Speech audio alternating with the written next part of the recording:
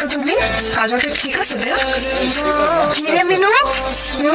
আমার মেয়ে এখানে বসে আছে তো সাজতেছিস কেন আজকে কি তোকে দেখতে আসবে তোর ভাগ্নিকে হ্যাঁ তুই কেন সাজতেছিস আমার সাজ করছো যদি আমি আরো 5 বছর আগে থেকে শুরু করতাম তাইলে এখন আমার অবিবাহিত হয়ে বসে থাকা লাগতো না যাই হোক যা হয়ে গেছে এখন তোমরা আমাকে একটা বিয়ে করায় দাও আল্লাহ দোহাই লাগে রে বোন তুই সাজগোজ বাদ দে মেয়েটাকে সাজা কত পোকা করে চলে আসবে আচ্ছা আমি সাজাইতেছি তুমি যাও তো টেনশন করো না রেডি মেয়ে আমাদের পছন্দ হয়েছে ও ছেলে কিছু জিজ্ঞেস করি পছন্দ হয়েছে মেয়ে যেহেতু আমাদের পছন্দ হয়ে গেছে সেহেতু আজকে কাবিনটা করাই ফেলতে চাই কিন্তু মানে তোমরা বাচ্চারা চলে আসছো কাবিন করতে গার্জিয়ান লেভেলে কি আসলে ভালো হতো না ছেলের বাবা আমি নিজে চলে আসছি আরো গার্জিয়ান লাগবে মানে মানে তুমি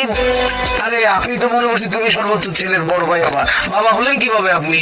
দেশে আপনি তো বেশি রসিক মানুষ বাবা হলেন কিভাবে এটা এখন সবার সামনে বলতে হবে এই যে আমাদের